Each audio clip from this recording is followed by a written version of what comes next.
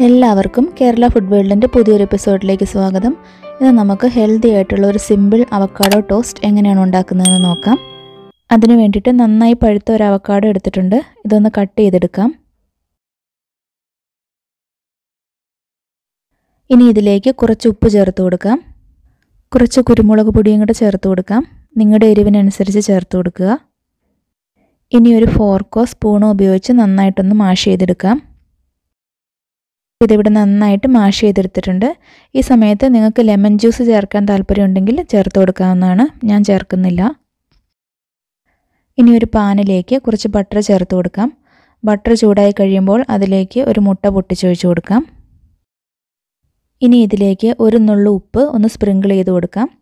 അതുപോലെ തന്നെ കുറച്ച് കുരുമുളക് പൊടിയും കൂടെ ചേർത്ത് കൊടുത്ത് ഒന്ന് കുക്ക് ചെയ്തെടുക്കാം. ഇതിപ്പോൾ ഇവിടെ റെഡി ആയിട്ടുണ്ട്. നിങ്ങൾക്ക് ഇങ്ങനെ തന്നെ എടുക്കാനാണ് ഇഷ്ടമെങ്കിൽ ഇങ്ങനെ എടുക്കാവുന്നതാണ്. ഞാനിപ്പോൾ ഇത് മറിച്ചിട്ട് ഒന്നും കൂടി ഒന്ന് കുക്ക് ചെയ്യുന്നുണ്ട്.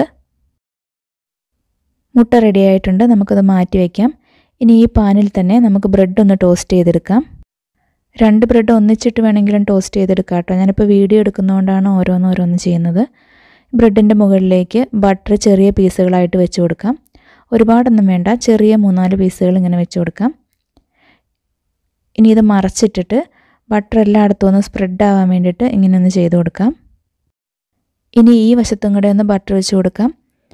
എന്നിട്ട് വീണ്ടും തിരിച്ചിടാം. അങ്ങനെ തിരിച്ച് മറിച്ചിട്ട് ഒരു ഗോൾഡൻ കളർ ആവുന്ന വരെ നമുക്ക് ഇതൊന്ന് ടോസ്റ്റ് ചെയ്തെടുക്കാം. കൈ പൊള്ളാതെ സൂക്ഷിക്കണം കേട്ടോ. കൈ പൊള്ളുന്നുണ്ടെങ്കിൽ ഒരു സ്പാച്ചുല ഉപയോഗിച്ച് തിരിച്ച് മറിച്ചിടാം. ബ്രെഡ് ഒരുപാട് മുരിയേണ്ട ആവശ്യമില്ല. ഒരു ഗോൾഡൻ കളർ ആകുമ്പോൾ നമുക്കിത് മാറ്റാം. എന്നിട്ട് ഇതുപോലെ തന്നെ നമുക്ക് ഒരു ബ്രെഡും കൂടെ ടോസ്റ്റ് ചെയ്തെടുക്കാം. ഇനി ബ്രെഡിന് മുകളിലേക്ക് അവക്കാഡോ മിക്സ് സ്പ്രെഡ് ചെയ്ത് കൊടുക്കാം. ഇനി ഇതിന് മുകളിലേക്ക് മുട്ട വെച്ച് കൊടുക്കാം.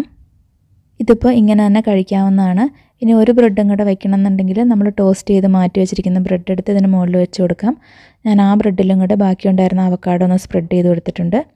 ബ്രെഡ് വെച്ച് കവർ ചെയ്തതിന് ശേഷം ഒന്ന് പ്രസ് ചെയ്ത് കൊടുക്കാം. ഭംഗിക്ക് വേണമെങ്കിൽ സൈഡൊക്കെ ഒന്ന് കട്ട് ചെയ്ത് കൊടുക്കാം.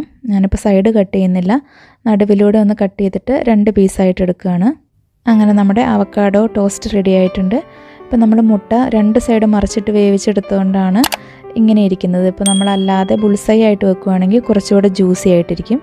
ഇപ്പോൾ എല്ലാവരും ഇതൊന്ന് ട്രൈ ചെയ്ത് നോക്കാൻ മറക്കല്ലേ.